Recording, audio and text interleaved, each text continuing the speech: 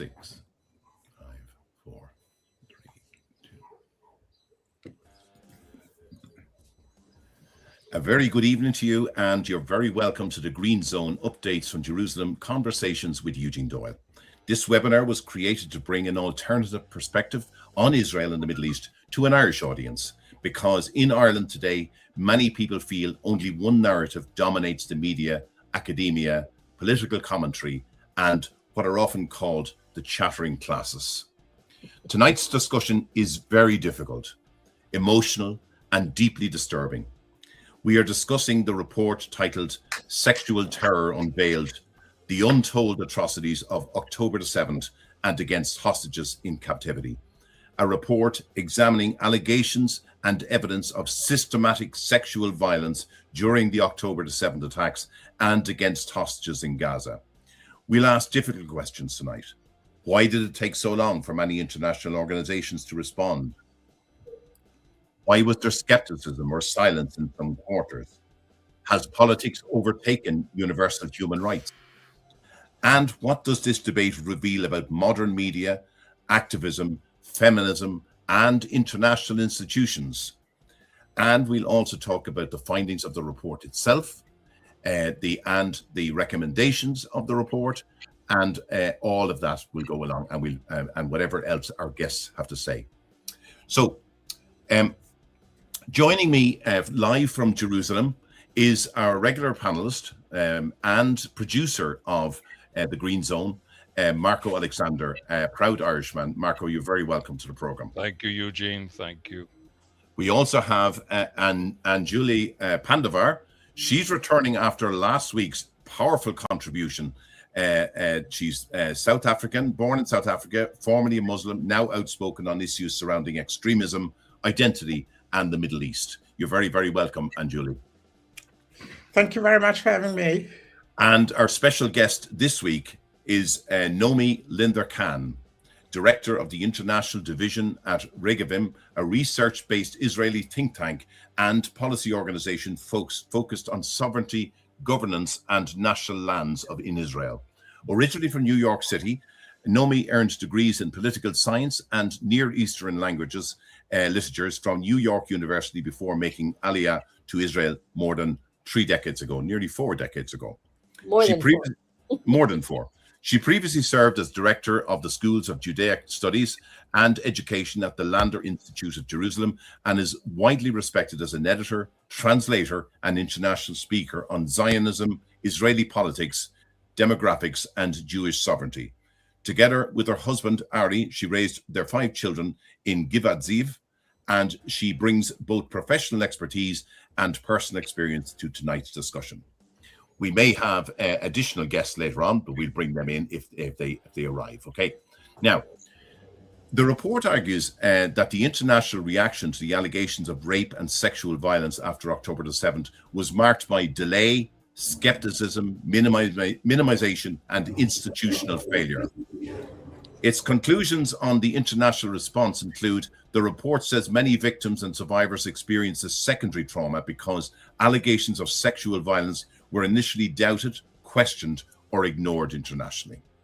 It criticized parts of the international human rights community, media, feminist movements, and multilateral institutions for what it describes as a slow and inadequate response to claims of rape and gender-based violence. The Commission argues that there was an unwillingness in some international circles to acknowledge that Hamas and affiliated attackers committed widespread sexual crimes. It says this contrasted with reactions to sexual violence allegations in other conflicts around the world.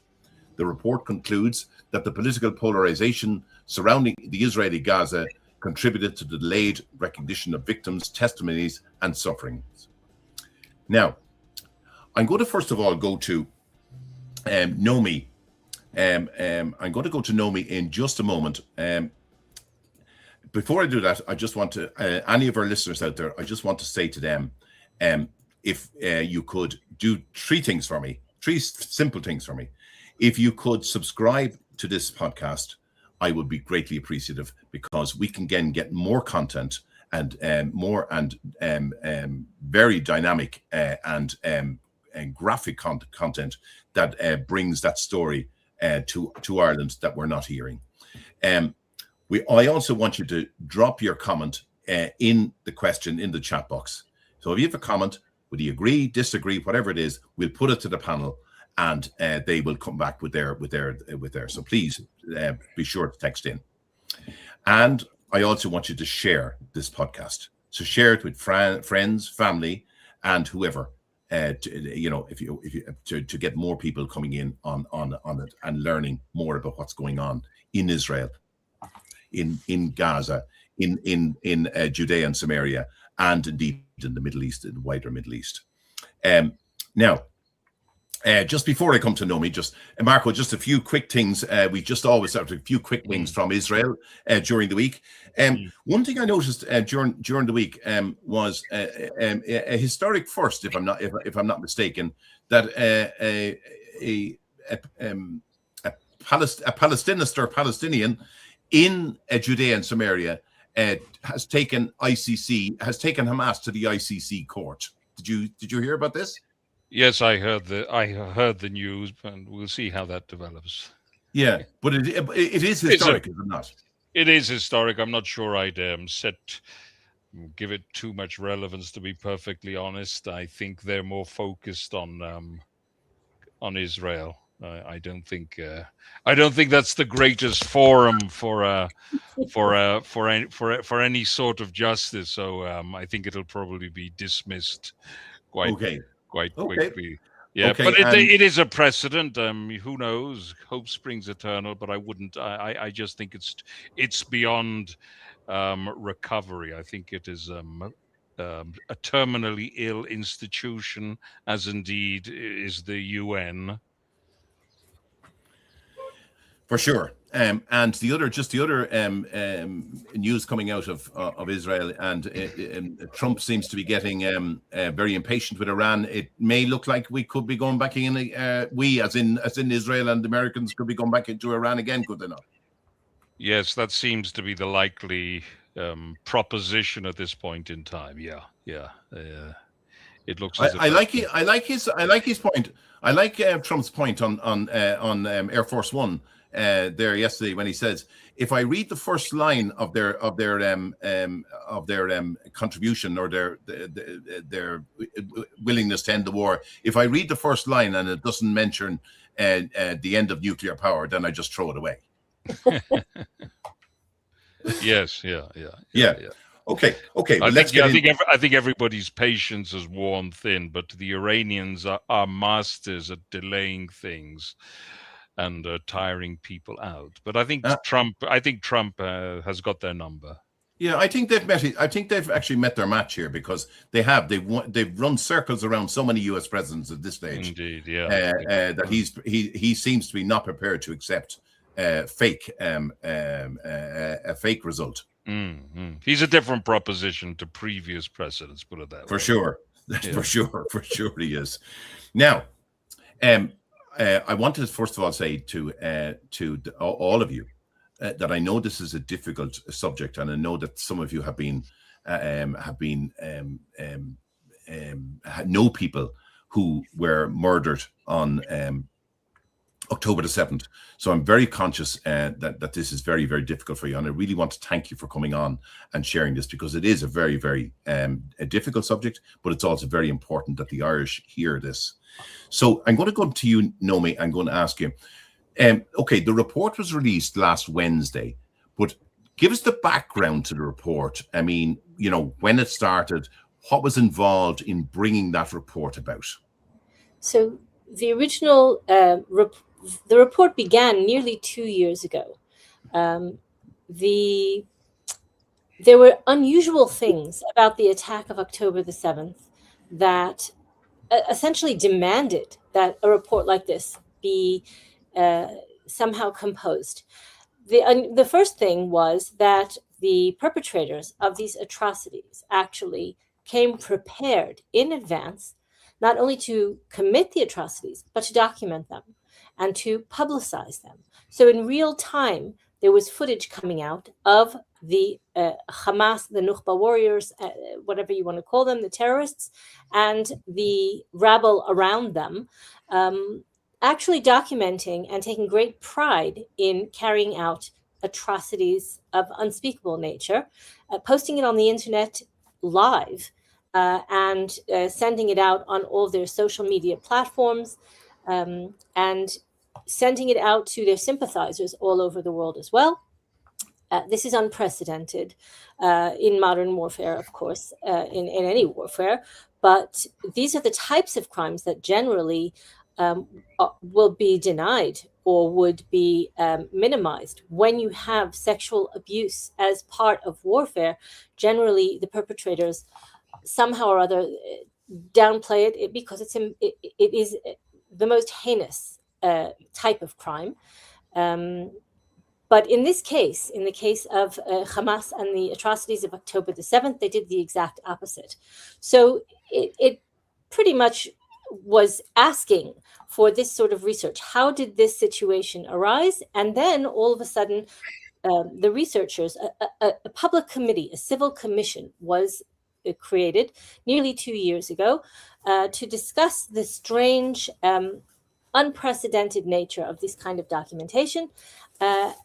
There were survivors of the attack that day, and then as hostages were released, there was more footage as the Israeli forces went into Gaza and captured materials from the tunnels, computers, disk drives, all sorts of communications. More and more and more material became available, in addition to all the things that had been put out and glorified on social media and on the internet at the time, quite publicly. So the civil commission that came together spent a year and a half of actually collecting, comparing, documenting, and analyzing the patterns that were emerging from all of this material, both live footage that had been captured on the internet and interviewing both victims and perpetrators in Israeli prisons, and people who had survived these atrocities, or first responders who cared for either the survivors or for the victims of the October 7th attack and thereafter, medical teams that treated both people who at the time as well as released hostages. All of these things were brought together.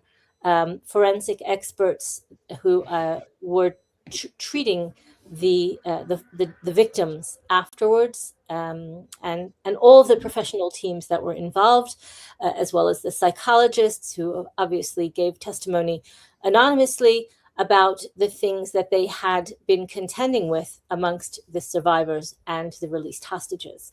So all of this for a year and a half by a dedicated team of professionals, of specialists, and they found some very, very unusual things.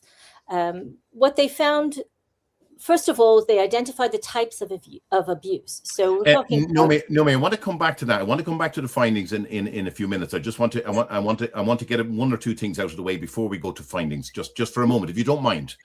Yes. Just to go back to the idea that in other wars, in other conflicts around the world where rape has happened, it's usually done in secret and it's not done openly, and people have to eventually find out who it was. But Marco, you've often said that this is typical of what happened.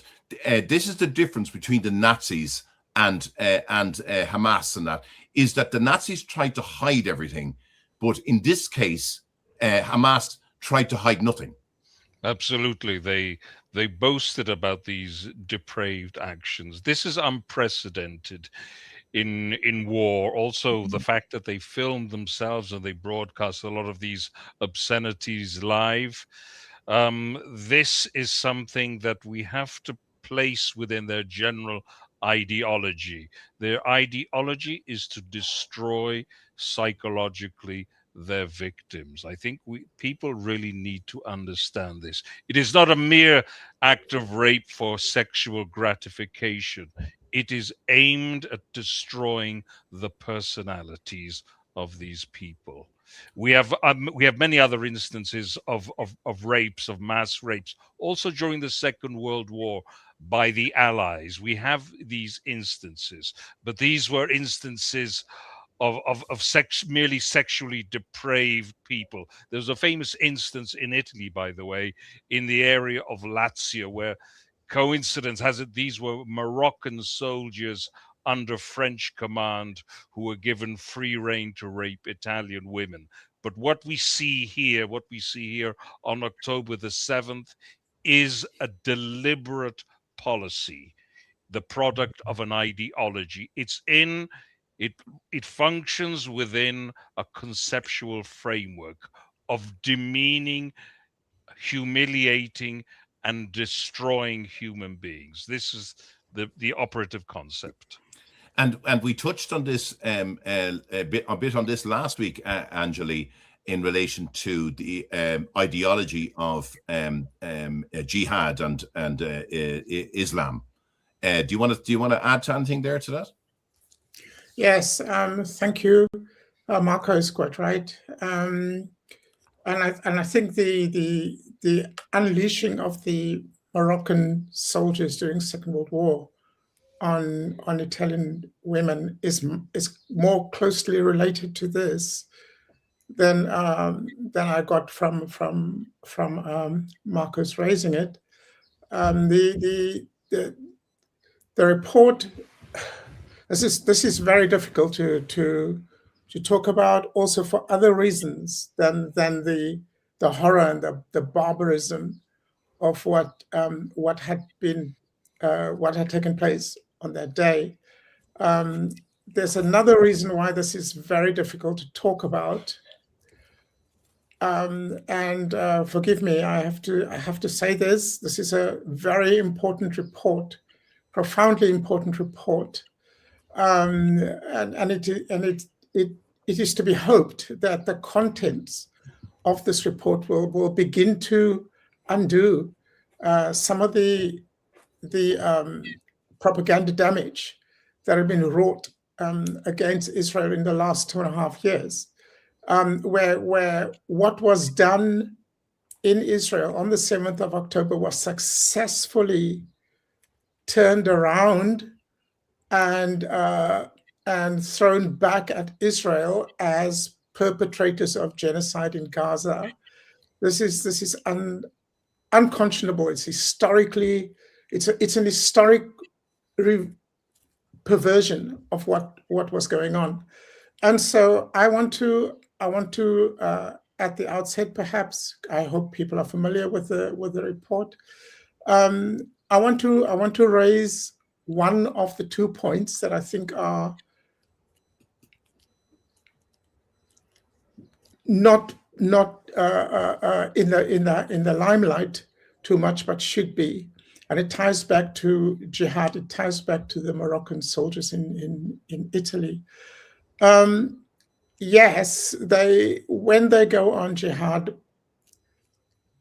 victory means humiliating your enemy. Victory doesn't mean your enemy signs something or your enemy makes an agreement. Victory means you have humiliated your enemy. That's victory. And they won't stop until they accomplish that.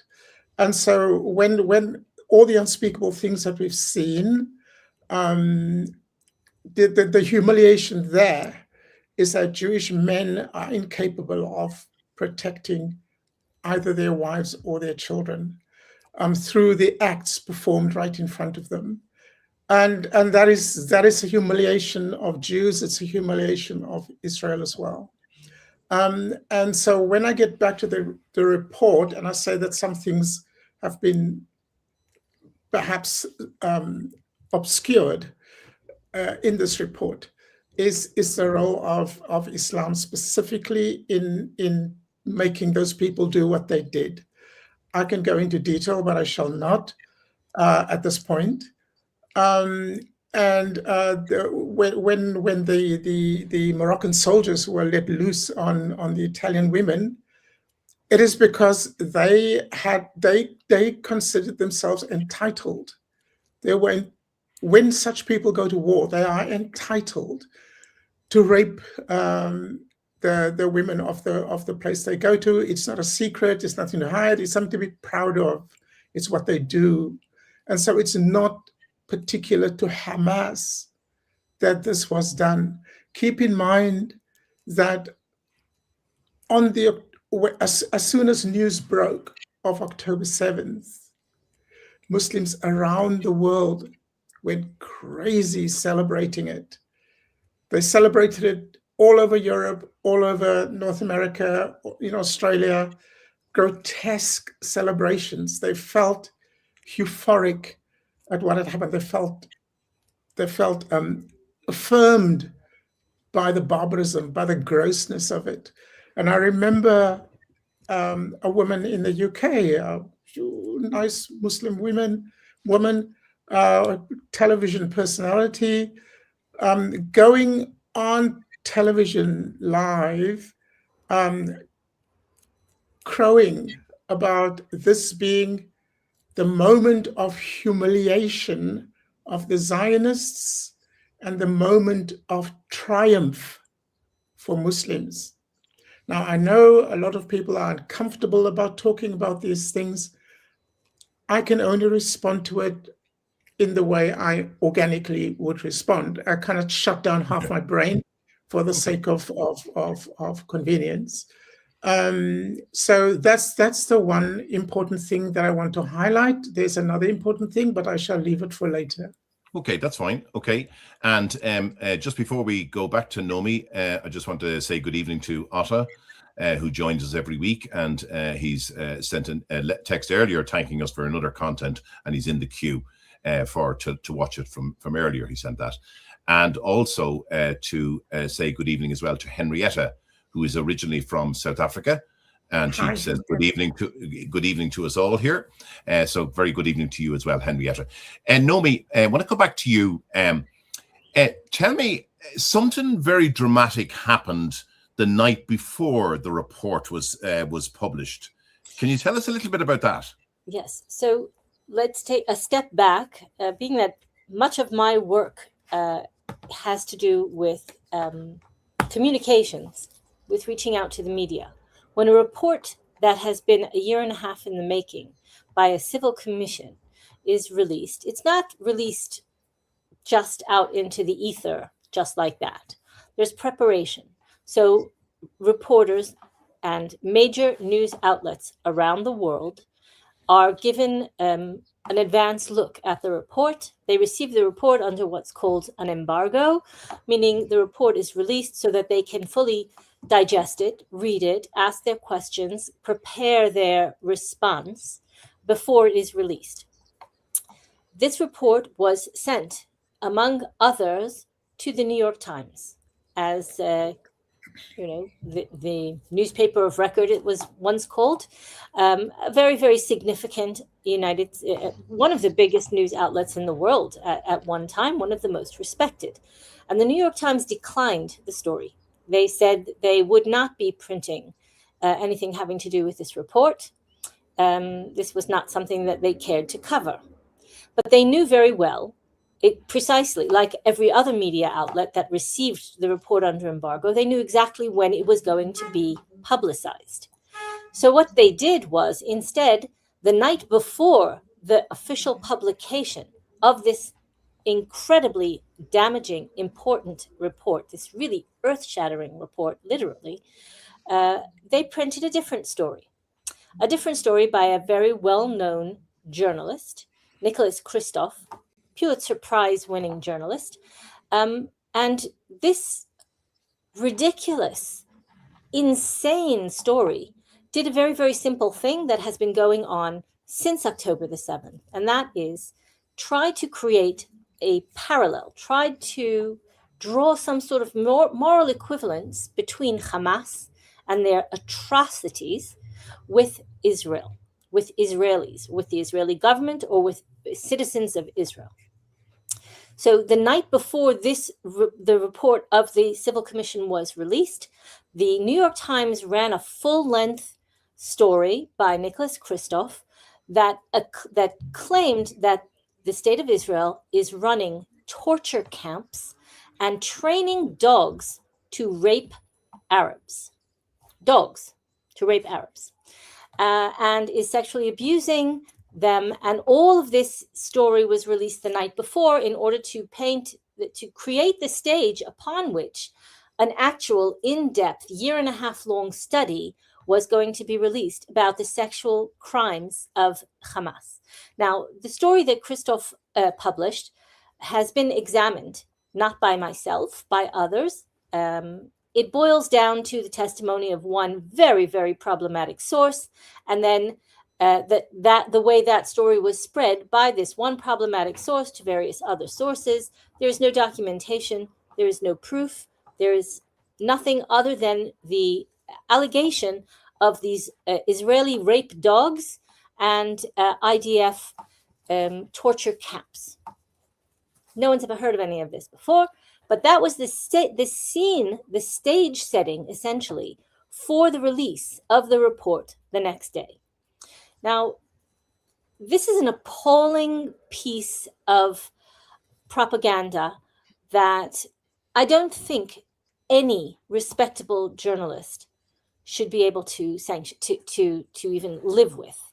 To call this journalism, okay, again, the backpedaling afterwards, when people began to call out this outrage, was, well, Christoph said, again, this was not placed in the news section of the New York Times. It was placed in the opinion section of the New York Times, as if that makes it okay.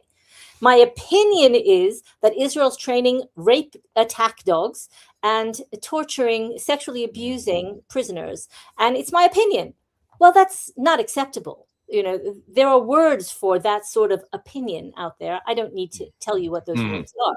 But setting the stage by releasing this New York Times massive headline about these insane allegations somehow was meant to, and actually succeeded in, cutting the Civil Commission's actual 1.5 year long documented research that was presented in legal fora, in international tribunals, at the United Nations itself, just cutting that off at the knees, and somehow creating this equation between the atrocities, the planned strategy of sexual abuse and torture and rape and humiliation, as Anjuli so rightly pointed out, that is built in to Hamas's philosophy of war against Israel, and somehow equating that with this nonsensical, insane, warped fantasy story by Nicholas Kristof. So yes, there is some very serious maligning of the entire narrative that is being somehow or other advanced by those who are entrusted with bringing truth and facts to world opinion and are doing the exact opposite. And you have to ask why that is. And Naomi,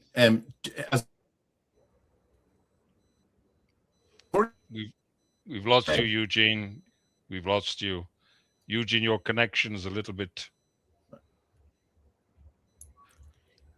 We lost you. We've lost you. Am I back?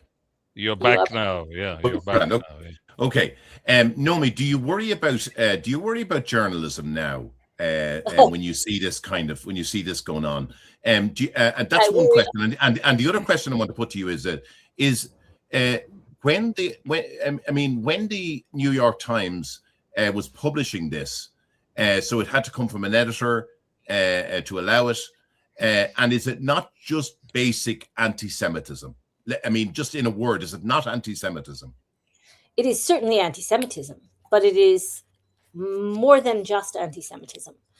It is essentially, look, I think it began earlier on when victims of Hamas atrocities, sexual abuse, women came to the United Nations, and the United Nations Commission that is supposed to represent and protect women and to battle against sexual abuse refused to even hear them, refused to defend them, refused to bring this atrocious behavior, literally war crimes of the most heinous kind, refused to do anything with it. And why is that?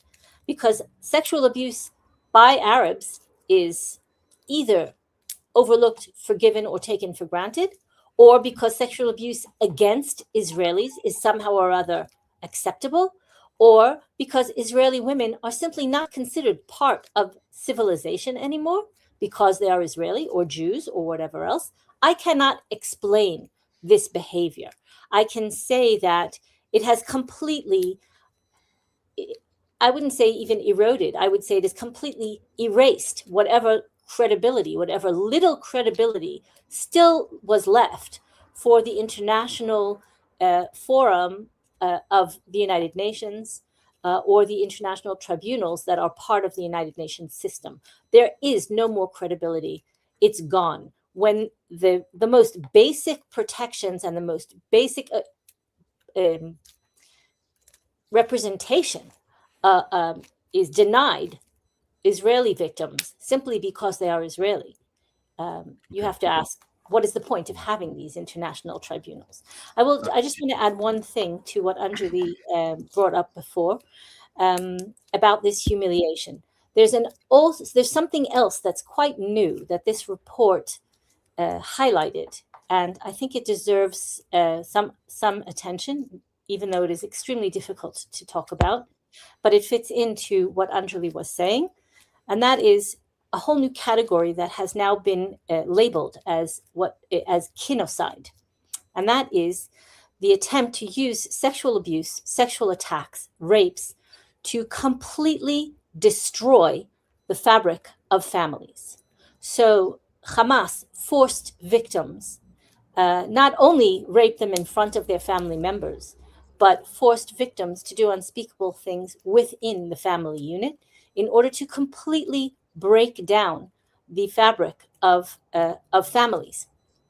And that is the ultimate humiliation, where they would not even allow the family unit to survive their attack. So we had things that you've seen before: rape, gang rape, sexual abuse, torture, forced nudity, those sorts of things, mutilation, both before and after the murder.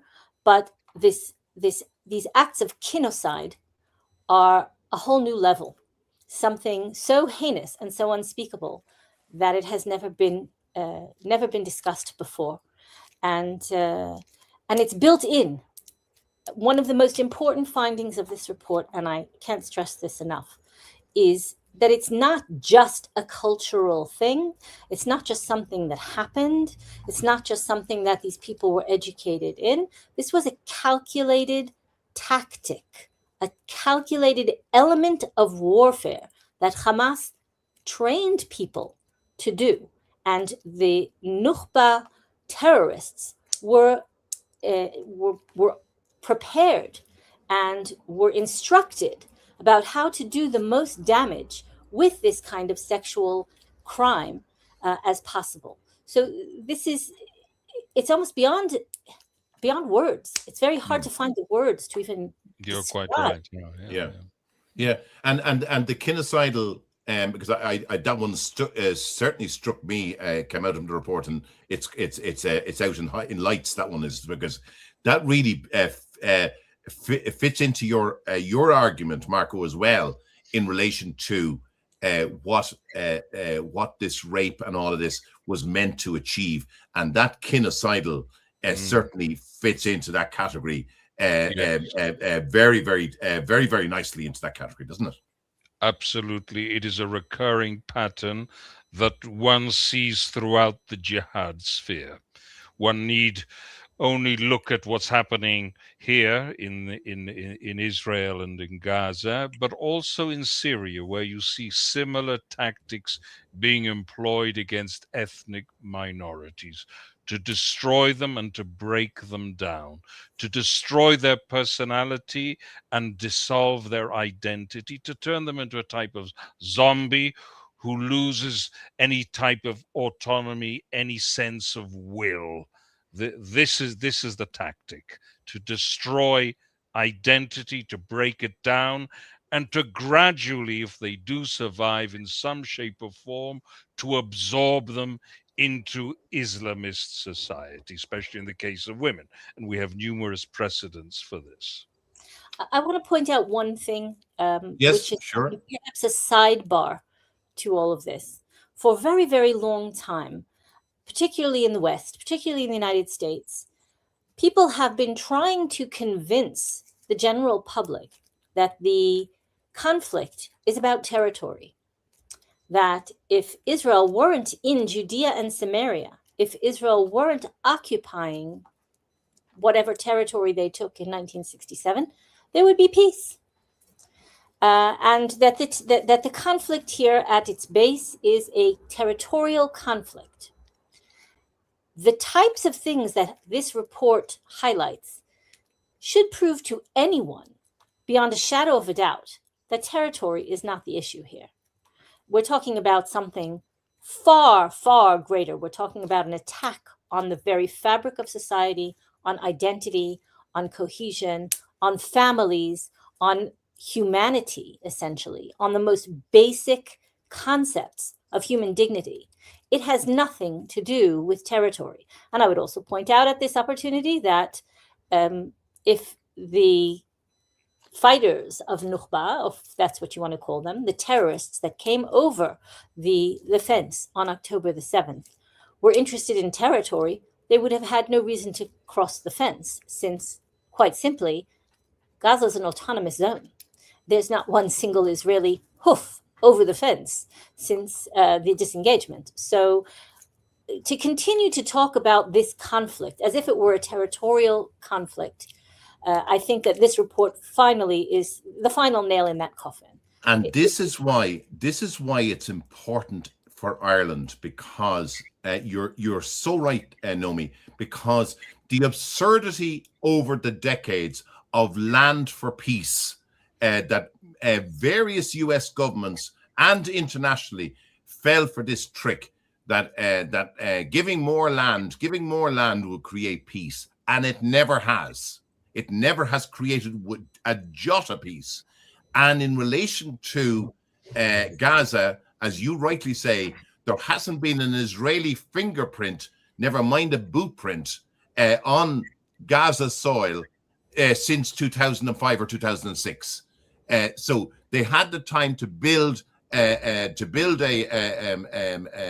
identity which they haven't had before. So as Marco continuously says, there's no such thing as a Palestinian. He's so right, because it's because there was never such thing as a Palestinian. But it's important to get this across to Irish people that this is not about territory.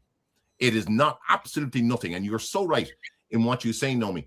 And we're going to look in a second now at some of the findings for our Irish audience, which will back up as well that what you say, this is not to do with territory whatsoever. And Julie, you wanted to come in there for a sec. Your sound is off there.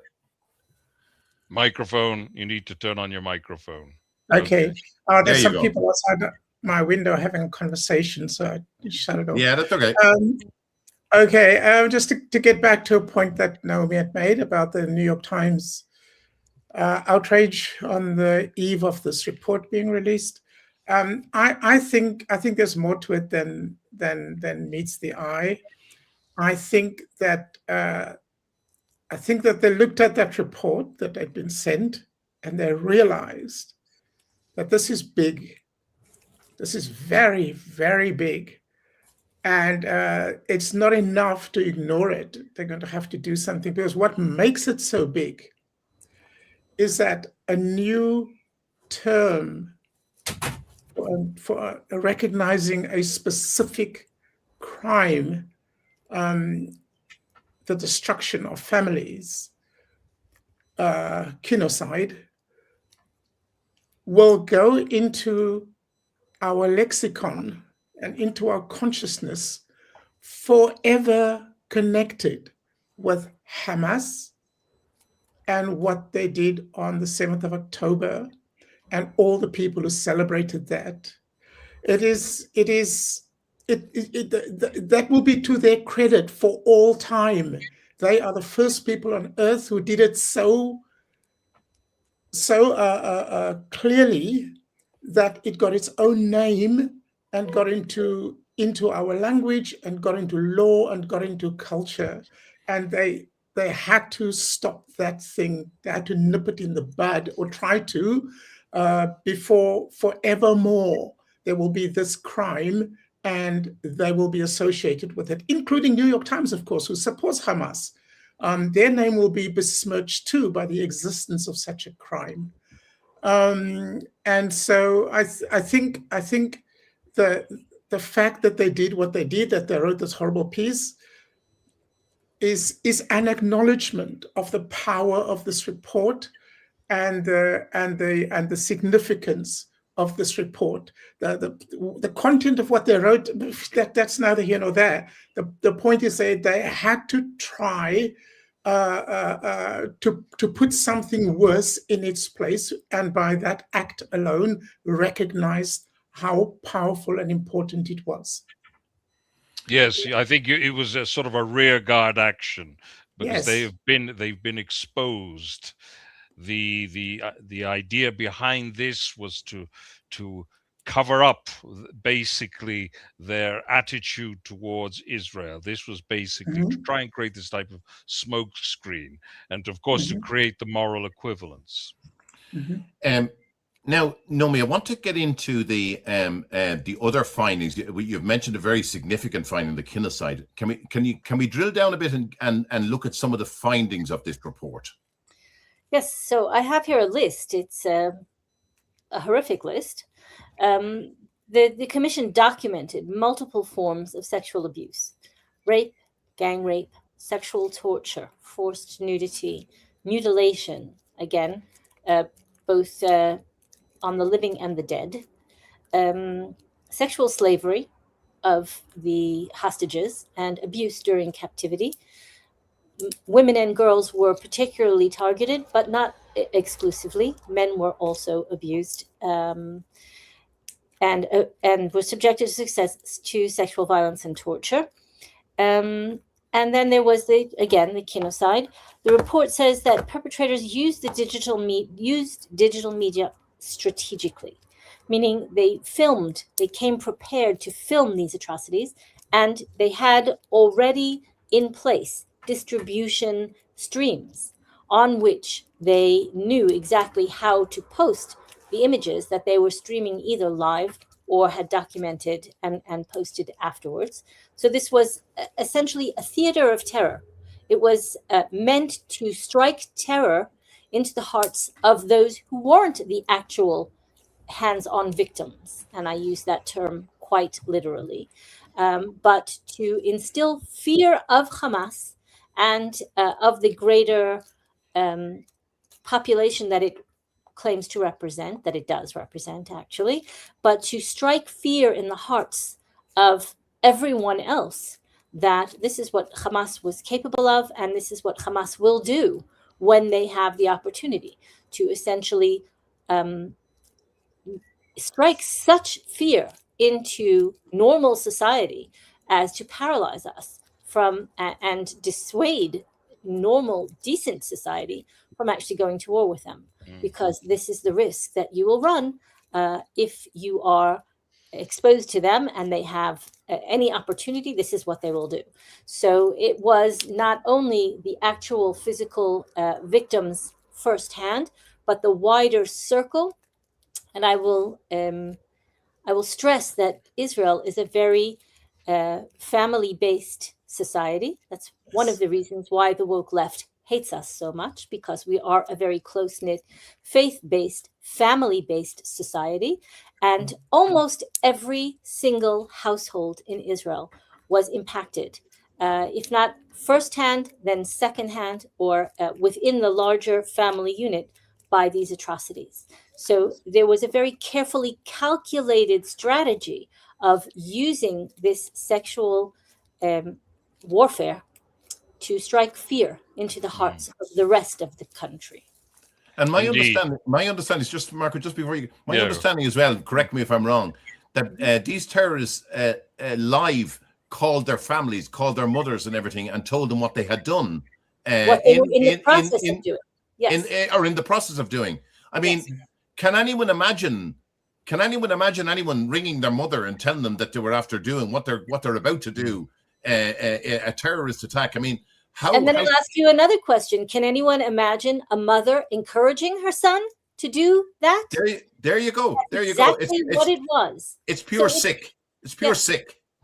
Marco, sorry, you were coming to come in. Yes, no, I'm actually you took the words out of my mouth. The celebratory nature in Gaza itself, because people speak about innocent civilians all the time, and this is a grave mistake.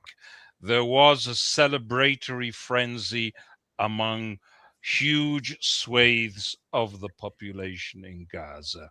One cannot view Hamas as something disconnected from the wider population. That is not to say that we blame everybody in Gaza, but there was certainly a consistent, and there is to this day, a consistent element which supported and celebrated these depraved actions. And I would add that it's not just in Gaza. We like to try to separate Gaza from what's happening in Judea and Samaria, and there is no separation.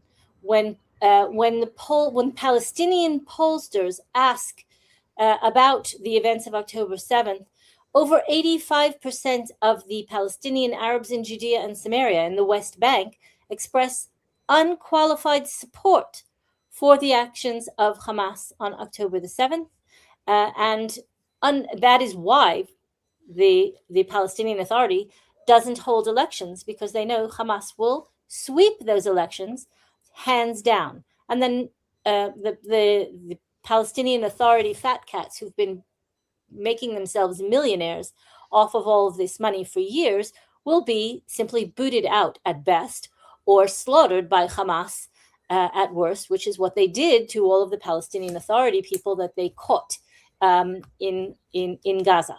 So there's that unspoken, well, Gaza's one thing, Judea and Samaria, the West Bank, is another. They aren't. There's no difference. And the overwhelming support, there's more support for Hamas and the atrocities of October 7th in the West Bank than there is in Gaza. Anjuli? Yeah, I wanted to point out that it was either on the 7th of October, late in the day, or early morning on the 8th, when Yoav Gallant, in his statement, described the perpetrators of these horrors as barbarians. And he's correct to have done so. That's exactly what they are. They are barbarians, and they remain barbarians.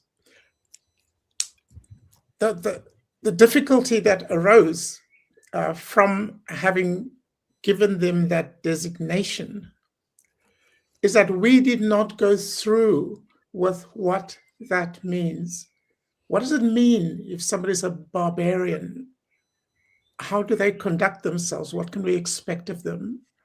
And all the way through, especially as more and more information became available, but also after the IDF went into Gaza and started uncovering more and more of how they behave in their own houses, weapons in their children's bedrooms, and all this kind of stuff.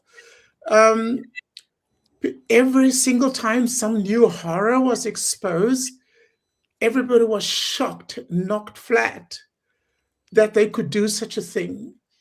And I couldn't help it. As the months went by and more horrors were exposed, and more Israelis reacted with complete shock and dismay that such a thing could happen, did you not call them barbarians right at the beginning?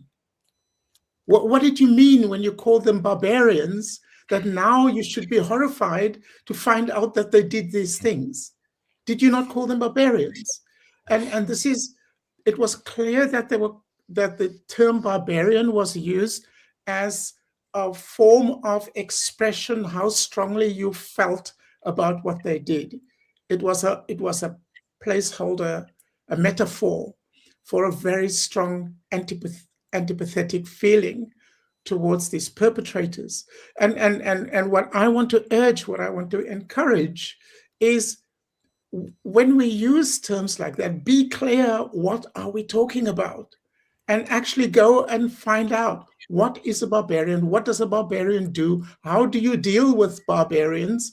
And many of the conundra that we ended up in during the war, I think, could have been avoided if we were really crystal clear that these people are barbarians and this is what they do.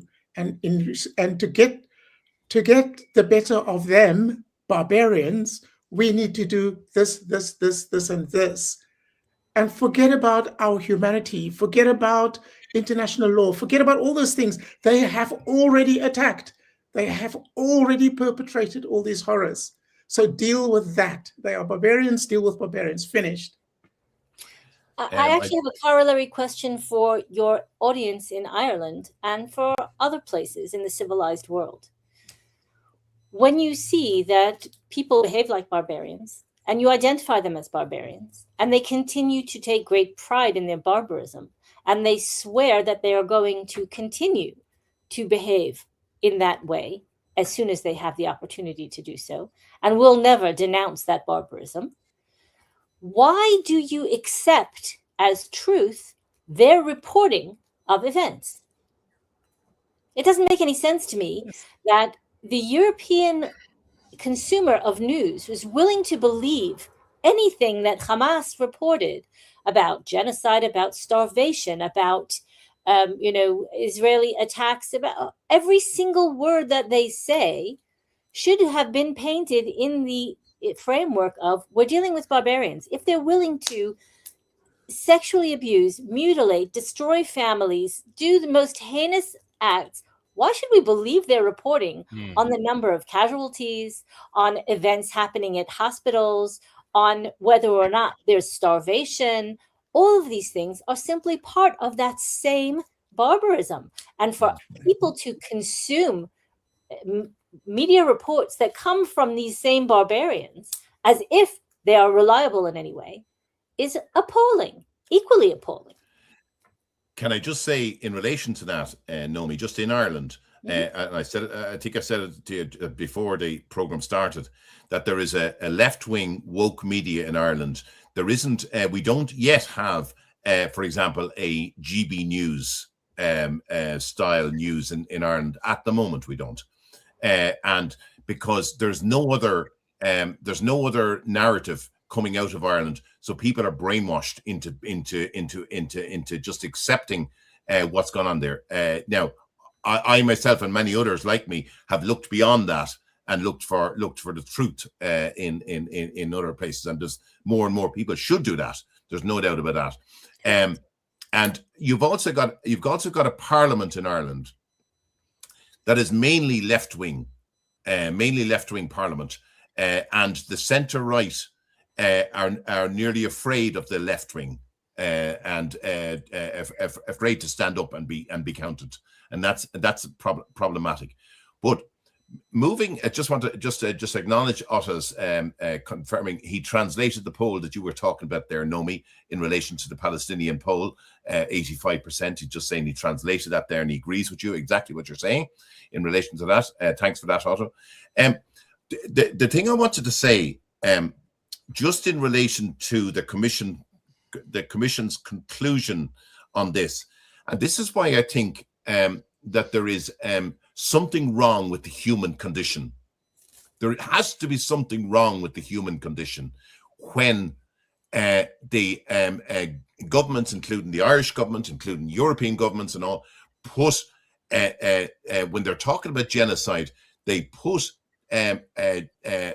genocide in the same sentence as Israel in what happened in Gaza. And just to be clear, and I go to those conclusions in a minute, but just to be clear, from what I saw from reading what was going on in Gaza was they started a war that Israel was not prepared to ignore because it was the worst killing since the Holocaust. They went in, and Hamas used their own people as human shields to prevent them from being killed.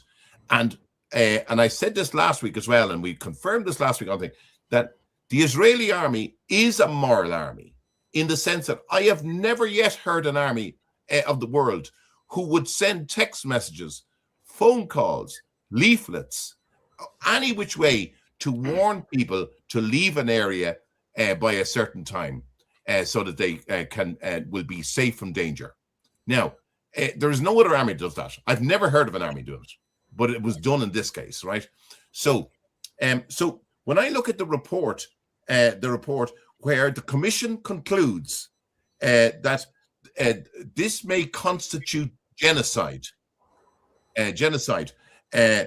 crimes against humanity, war crimes, torture, and terrorism-linked sexual violence under international law. I mean, as Anjuli said earlier, this report is huge.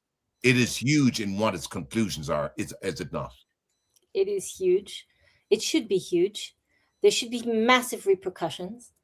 And I don't see how any of the international tribunals that were created in the aftermath of World War II, that means all of the United Nations institutions, their International Criminal Court, the Court of Justice, every single country that considers itself civilized, how any of them can overlook this. I'm not saying that Israel deserves a free pass on everything it does, but I believe it's time to change the focus and to stop also rewarding the perpetrators of these atrocities, which is exactly what the world community, and particularly the European community, is doing.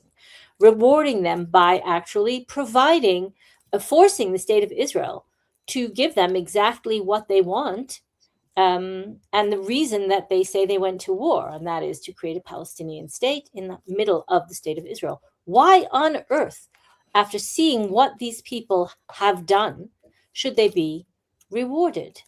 Should they be given the exact thing that they said they wanted and the reason they went to war? Why support the thing that they have created, that they have committed these atrocities to achieve? Why give it to them? That is something that I simply fail to understand. This should be the major realignment. Since the end of World War II, there has never been as much necessity for a realignment of Western thinking than there is in the aftermath of this report, in my opinion. Absolutely. Now, in relation to sorry, I've lost my thought. Will someone just pick up there, okay, or come in there for a minute? Yes, certainly. I think we really need to understand that the EU has been fighting a proxy war against Israel. I think we can't really shy away from this. Israel represents everything that the EU detests, namely a traditional, family-oriented nation state. And this is exactly the thing that the EU wants to dissolve. And they're doing a very good job of it in Europe. For sure, Israel is a very big stumbling block. Now, one has to and bear a in mind... successful one. Yes, indeed. And this obviously is a great irritant to the powers that be in the European Union. We have to bear in mind that a great slice of financing for the Palestinist Authority comes from the European Union. The textbooks are financed by the European Union to a great extent, or by the constituent states. I think we have to stop ignoring this fact. The European Union is using Palestinism to fight a proxy war. One need look no further than what happens in their educational institutions, in the media, in government. I think we have to wake up to this reality. And in relation to just in Ireland, our own Prime Minister, or Taoiseach as he's known in the Irish Gaeilge word for Prime Minister, in his speech to his party faithful last night in Dublin, singled out Benjamin Netanyahu and Hamas in the same sentence, that both of them needed to be pay for their crimes of genocidal actions. And this is what and I know that Gideon Saar, the Israeli foreign minister, I know he tackled the European Union during the week in relation to the sanctions on settlers in Judea and Samaria, and I don't think that Gideon Saar should ignore this kind of thing from the Prime Minister of Ireland on live television on the night. By the way, on the night that Ireland boycotted the Eurovision Song Contest. By the way, congratulations to you guys on your man coming second. I mean, I just wish he had come first, because it would have been brilliant. But however, he did amazingly. But just to say that it came on that night that Ireland decided that it wasn't going to host or even wasn't even going to partake or indeed broadcast the Eurovision Song Contest, and it thought it would have a raft of countries following it. It ended up having four, including Ireland, that boycotted it. But this thing of genocide in the same sentence as Hamas, as Israel, is really, really grinding. It's really just, it sends shivers down your spine when you hear it. Well, I have to say, I don't know if how your viewers will take this, but I actually very well may be on the sanctions list as well. Regavim is one of the 4 Israeli civil society organizations that the European Union has said it will sanction, including our CEO as for personal sanctions, but Regavim, and in the same breath, in the same announcement, created that exact same parallel, Hamas leaders as well. They're going to sanction 4 Israeli civil society organizations. Again, these are civil society organizations that operate within the law. We are a research institute. We have absolutely nothing to do with violence. We have never been accused of violence. We have never had any possible connection to violence. But what we have done over 2 decades is to expose the European Union's neck-deep involvement in illegal activity in Judea and Samaria in the West Bank. Massive funding using European taxpayers' money, massive funding for illegal construction, illegal infrastructure, all annexation tactics to de facto create a Palestinian state in the heart of Israel. And so they don't like that we have exposed their illegal activity, that we have gone to court over their illegal activity for 2 decades. So they have created this whole sanctions regime, usually used against international crime syndicates, warlords, terrorist organizations. And they are now sanctioning a civil society organization in a democratic country, an allied country, nonetheless, and claim that we are somehow parallel to Hamas, the perpetrators of the most heinous crimes that anyone has ever had to consider for generations. Creating this parallel frames the conversation much the way the New York Times tried to frame the conversation about the report itself, much the way your prime minister tried to frame the prime minister, democratically elected prime minister of Israel, with Hamas, with terrorists who use rape, torture, hostage taking, and all sorts of other crimes as weapons. So, yes, there's a serious problem. There's a serious problem with Europe. There's a serious problem with Ireland. And I think citizens of European countries need to ask themselves, why is my tax money going to the pockets of the Palestinian Authority? Why is my tax money going to fuel a conflict in the Middle East that is bringing the entire region to the brink of explosion? Why is the European Union violating international law and taking it all out on the victim? And before I bring in Anjuli, I just want to make one point and say that I never wanted to go out there that the ordinary Irish people are anti-Semitic. They are not. But the chattering classes are. And I want to make this point because you'll remember this, Marco. I think you'll remember this because you have a very good memory. I remember after October the 7th and after the rape allegations and all that came out, I remember someone saying to me that some of them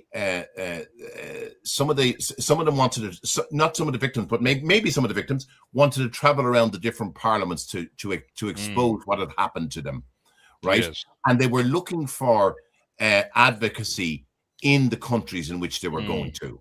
Yes. Now, you will remember this, Marco. I wrote to the Rape Crisis Centre. That's correct. In Ireland twice, looking for them to come back to me and that these people might be travelling to Ireland to address the Parliament, or a committee in the Parliament as to what exactly happened on October the 7th.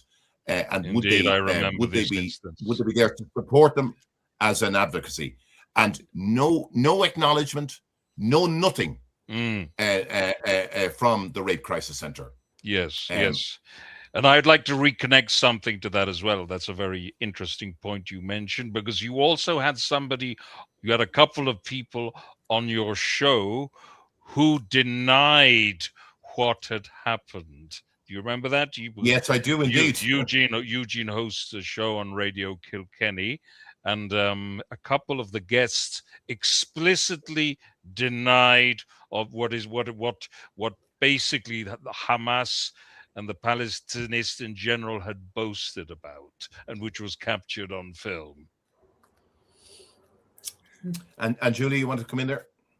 Yes, I want to get back to Naomi's point of Judea and Samaria and the European Union encouraging the illegal construction of Arab buildings in Judea and Samaria. Baruch Hashem, the best solution to this is not to argue with them. And thankfully, the Israeli government has embraced a long, ambitious policy of close settlement of the land, which comes from Balfour Declaration time.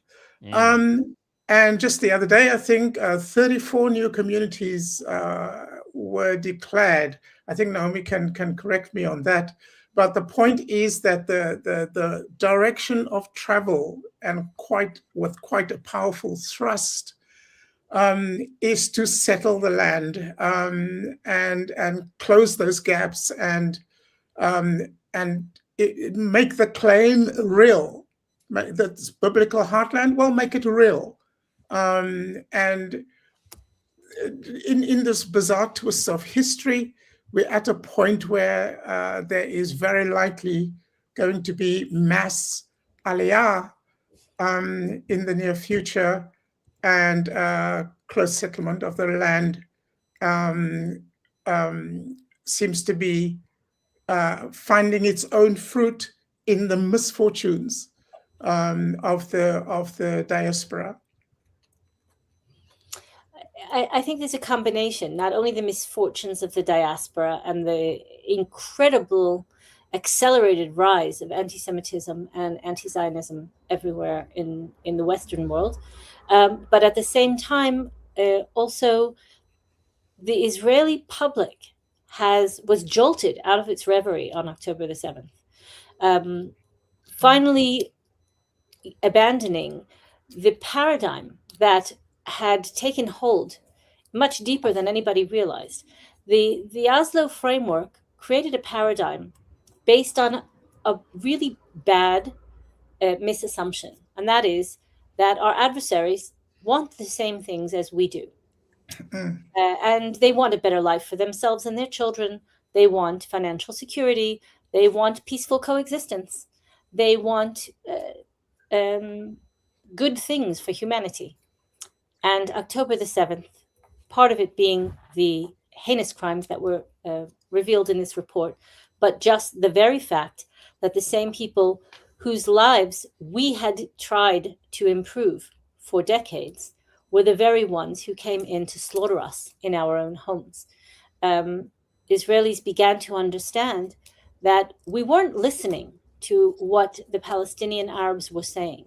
We were listening to ourselves. We were convincing ourselves that we had a reasonable partner for peace. And October 7th shook almost everyone in Israel out of that reverie. And that paradigm is no longer. So yes, there is increased support and an increased drive to create new communities, to push into the open spaces and to take control of them. Unfortunately, for the past 30 years, actually since 2009, so I don't want to exaggerate, since the Fayyad plan was launched by the Prime Minister of the Palestinian Authority, announcing that the Oslo framework is no longer binding and that a de facto Palestinian state would be created. So since 2009, we have been asleep while the Palestinian Authority has been at work. So much. There are now, at our last count, there were 103,000 illegal Palestinian Arab structures in the area under Israeli jurisdiction in the West Bank, in Area C.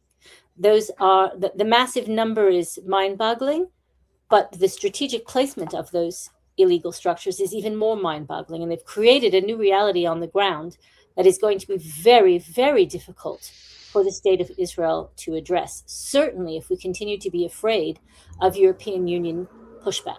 So it's time to abandon that as well. And I want to do the just back to the report. I want to do the victims even more justice, because there was a lot of witness testimony given at that commission, and many of the accounts were graphic and traumatic, and the ones I'm going to give you here are factual and non-explicit and such. But just to give the Irish people kind of a flavour of what kind of stuff was going on. I mean, witnesses. So on the rape and gang rape, witnesses described women being assaulted by multiple attackers. Someone's mic is coming over there. Is that? Witnesses described women being assaulted by multiple attackers at locations including the Nova Musical Festival, roadsides, homes, and shelters. Some survivors reported hearing screams and pleas for help before victims were killed. First responders and forensic teams testified to discovering bodies showing signs they interpret as sexual assault and extreme violence. On the sexual torture and mutilation, testimony from medical personnel and recovery teams described victims with severe injuries to intimate areas and evidence of deliberate torture. Witnesses recounted attackers inflicting prolonged suffering, including burning and restraint before killing. Released hostages described sexual humiliation and threats continuing during captivity. Under the heading Forced Nudity and Humiliation, witnesses reported victims stripped or partially unclothed in public settings. Videos reviewed by investigators allegedly showed abducted women and girls displayed publicly while injured or distressed. Survivors described humiliation being used deliberately to terrorize victims and communities. Under the headings Killings Linked to Sexual Violence, testimony described victims being assaulted and then executed.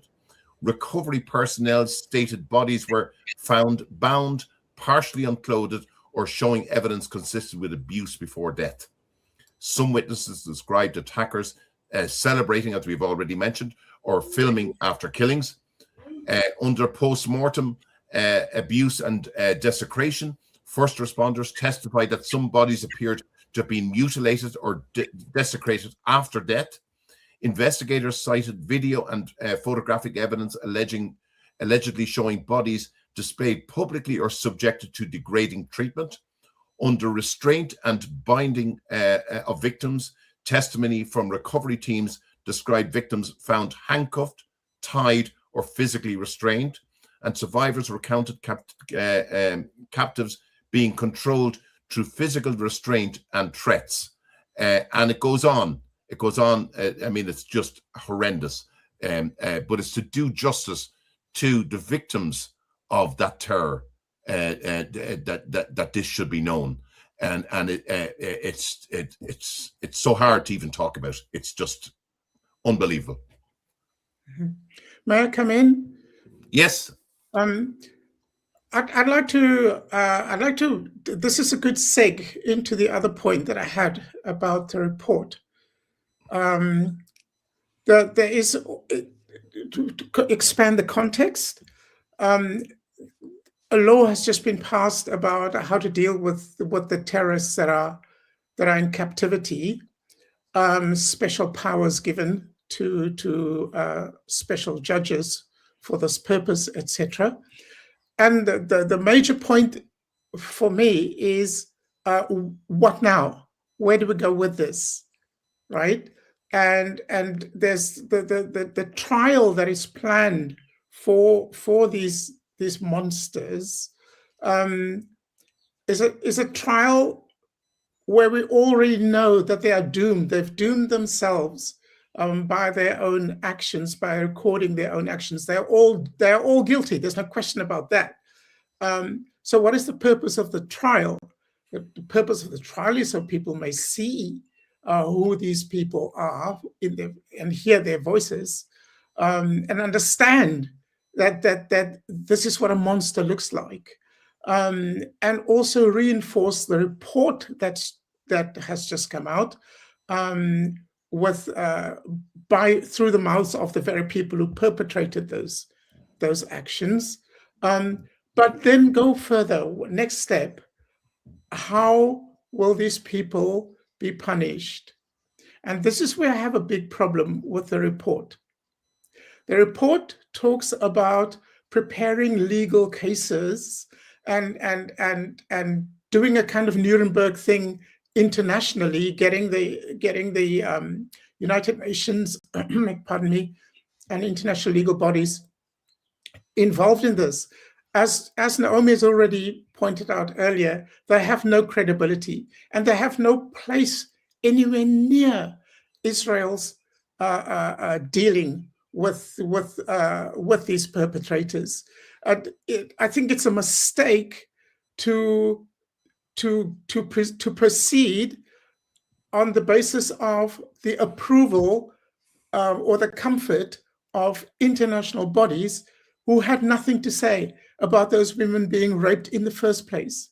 I think this has to be an exclusively Israeli thing, by Israeli standards, satisfy Israeli victims. These people attacked Israel on the 7th of October. In the firefighting that ensued, many of them were killed. Some of them went back to Gaza. They were pursued, and there they were killed. They were not arrested and put on trial on all this legal case business. They were killed. They were guilty by virtue of that very fact that they were there. And so my impatience is that this, and my fear is that this might descend into another legal quagmire and legal trap where these murderers, their humanity are elevated as something above their barbarism, and that the worst that will ever happen to them is life imprisonment somewhere. And this must be avoided. Even if there are people in Israel who think that we need these people for the next hostage exchange that hasn't yet happened, this kind of crazy thinking. I think these people need to be, after the trials and everything, they need to be released into the still Hamas-controlled part of Gaza, assuming they still control it, and then taken out. That's it. Just like their comrades before, they cannot be given the privilege of life imprisonment after this. No, this. If you did that, then Israel will be humiliating herself and humiliating her own people by elevating these people to such a status. And so I think there's a great danger here that Israel faces now that this report is out, and now that it is clear that there's going to be a trial. There needs to be really hard position held, not be swayed by law, by international law, by human rights, not be swayed by any of these things. These people are terrorists, murderers who attack the country, and they need to be dealt with as such and nothing else. I don't think anyone would disagree. I want to just jump in with one thought. Sure. I read the recommendations of the report quite differently, perhaps hopefully, and that is to have the clear separation between the law that passed by a large consensus, almost unanimous, really, in the Knesset, that would establish special tribunals with death penalties for these monsters, as you rightly call them. And that is the only thing that they deserve. It's actually better than they deserve. But to be put on trial, put on display, have the world see what it is that evil looks like, let that be burned into the collective memory of the Western world. And then these people should be put to death for the betterment of world society and morality. Yes, they don't deserve to live. That's number one. Number two, the other things that the report called for, international investigations and criminal prosecutions and sanctions and other things that the report recommended, aside from treatment for the victims, I interpreted that as a call to hold not the terrorists themselves responsible to those other tribunals, but to the countries who aided and abetted, to the countries that tried to cover it up, to the international tribunals that tried to silence the victims. They are the ones who should be put on trial. They are the ones that special international tribunals should address. The terrorists themselves, the rapists, the murderers, the arsonists, the torturers, the captive holders, they are to be treated in Israel's special tribunals with death penalty, the only way out for these monsters. But the rest of the entire complex that supported them, that created them, that defended them, that somehow legitimized them, that gave them a platform to spread their hate, and who funded them for years and harbored them and gave them safe passage, those are the ones that this report's recommendations should address. And for that is beyond Israel's capability alone to hold them responsible. Okay. Israel is certainly should not allow that to go outside of its own hands. Thank you. I hadn't thought about that. Thank you very much. Can I throw at this question to you? Again, with the survivors in mind, the survivors of this barbarism, torture, and by these monsters. You mentioned earlier about Israel being a close-knit society, a close-knit family. A number of you mentioned that, and that's very clear. How important? Obviously, not all the survivors of this will ever be right again. But how important is that close-knitness of family and people in Israel to help those victims that survived those? How important is that in Israeli society? It's impossible to overstate how important that is. It is the most important thing. It is the only hope that we have for some sort of regained sanity, both on the individual level and on the communal level.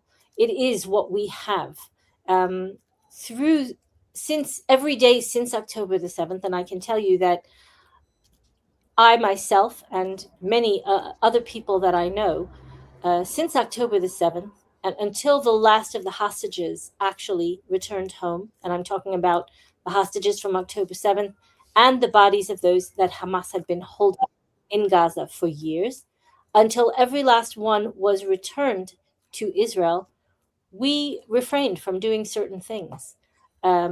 We refrained from having parties. We refrained from having large celebrations of any kind. We are one fabric. We are one family. And I think that many of the survivors, many of the released hostages said that that is what kept them going. They did hear bits of news while they were in captivity. They did hear what the country was doing, saying, thinking, feeling, praying, weeping. And we are a family. There is no way to overstate the importance of that, but not just for the survivors themselves, but for us.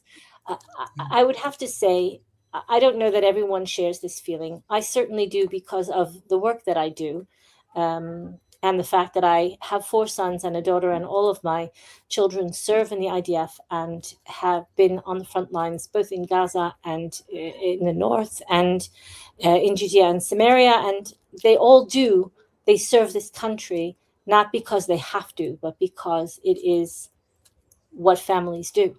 We help one another, we protect one another. But my feeling at this point, there's a certain feeling of guilt. How did we allow this to happen? How did we allow our family to be hurt in this way? When a parent takes their child to the park and the kid falls off of the swing, don't tell me the mother knows somewhere that it's not her fault. She knows it's not her fault. Consciously, psychologically, logically, it's not her fault, and she knows it. But when a child is hurt, a parent, a family member, a loved one feels somehow I should have done more. I should have done more. And I think that now is our time to bring that also to the conversation, and to do more, and to support more, and to help more, and to care more, and to make sure that this never happens again. That is our responsibility. And there's no way to overstate the importance of that, both for the victims, for potential victims, and for the survivors. And we are all survivors, because each of us felt it in a different way. So this is, we have to find the way to come through stronger and better. And I believe that we will. Marco? No, I agree with Naomi. I think she said everything that needs to be said. It was a big wake-up call. I think many of us knew, certainly I and probably Naomi, we were probably a minority for many years, warning about the possibility of such a tragedy happening. Unfortunately, many people slept for many a year. They were anesthetized to this, and unfortunately, a huge price has been paid. On the good side, we have seen a wonderful new generation emerge, who are really a heroic generation. So I think we can draw some comfort from this fact. Absolutely. There's no doubt about that. Anjuli, do you want to say anything about it from looking from the outside in? No, thank you. I just to emphasize the importance of this report, and to look out for damage limitation, damage control that will be coming in the next few days. Recognize it when you see it. There's no need for us to explain anything. There's no need for us to provide evidence of anything. All these accusations that come after this point towards a report. I don't have anything to say to you. There's a report. You want to know about all my dogs that I've trained to rape Palestinians? Look at the report. There's nothing to be said about any of the insane accusations that's going to be coming, that's going to be flying to try to control the damage from this report. And just one final thing, we're going to wrap it up here now. One final question here. We're hearing all sorts of what kind of investigation should happen into October the 7th. What way should it be? What kind of an investigation should take place? Are you asking me? I'm asking anyone. All of us. Oh, okay. Well, okay. it should be a very broad investigation going back many decades and not left in the hands of the Supreme Court in Israel, because they are part of the problem. Let us be perfectly frank. The Supreme Court and their associates in the various echelons of the political, social, and economic reality, and media reality indeed, need to be questioned. Their activities need to be questioned. Naomi? Agreed. We have done work. Again, I believe we were in the minority when we first began to publish reports. Simple, qualitative analysis, quantitative analysis of bias of the Supreme Court and where that was going to lead. It was clear to us when we issued our first report on this in 2011. It spurred what eventually became an entire movement for judicial reform. And it was clear to us that the deeper the problem was, and it is as deep as it goes, the more dangerous dealing with it was going to become. The forces that were willing until October the 7th to tear this country apart, to protect their strongholds, have finally come under national scrutiny. And I think, again, Israelis are waking up. Israelis are beginning to ask serious questions. The investigation has to be the same way that there should be a two-stage approach to the perpetrators of these atrocities, one having to do with the people who are guilty of the crimes, and another of the systems that have enabled them to carry out their crimes. The same thing, and I don't want to compare rapists and murderers to the embedded, biased power structure in the Supreme Court. There's no comparison. But what I am saying is there needs to be a dual approach. Number one is to have a real impartial body taken from the public that examines what has happened to Israel's democratic structure. And the other is to actually purge those who are guilty of abusing the power that they have been given within Israel's democratic institutions. So the fact that the Supreme Court has taken powers away from the Knesset has to be corrected, and it has to be corrected immediately. The fact that this structure has been allowed to flourish, that creates a super government beyond the government of the people, by the people, and for the people, has to be addressed immediately. And the only way to do that has to be apart from the ongoing news stream.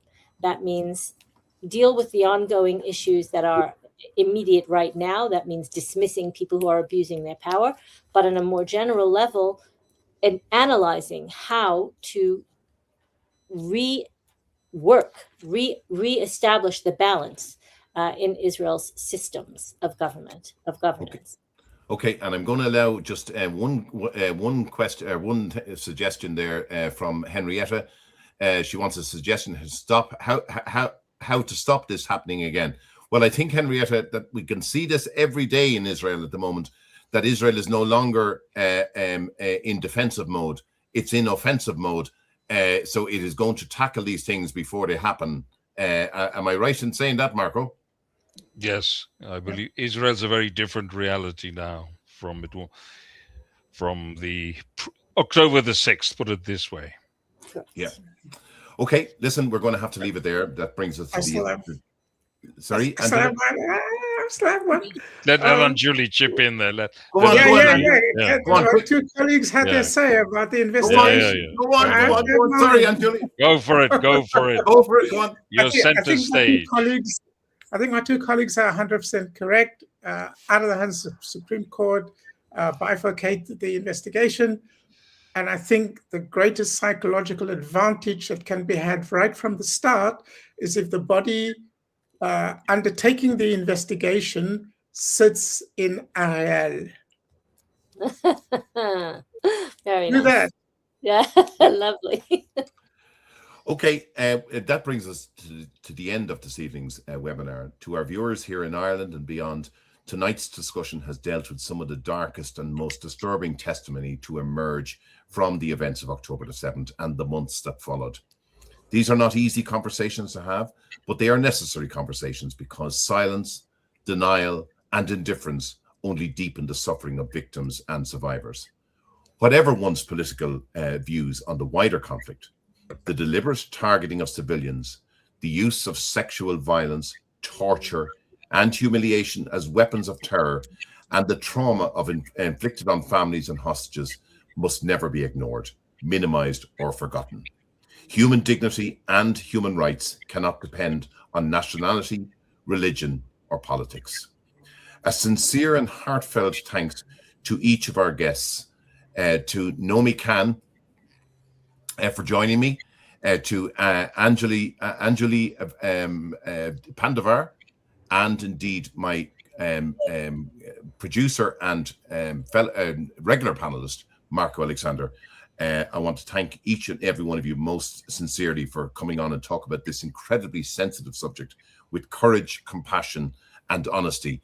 Your willingness to speak openly, to confront difficult truths, and to give the voice to those who cannot speak for themselves is deeply appreciated. And to everyone watching in Ireland tonight, thank you for joining us and for what has been an emotional and challenging discussion. Thank you indeed, everybody, and a very, very good night. Just to let you know that we will not be back next Sunday. We'll be back next Monday. Something on next Sunday. Can't do next Sunday, but it will be on next Monday. And then the following weekend in Ireland is a bank holiday, so we'll be on the following Monday as well. So next two are 2 Mondays, just to let our viewers know. And we'll be giving you details of them.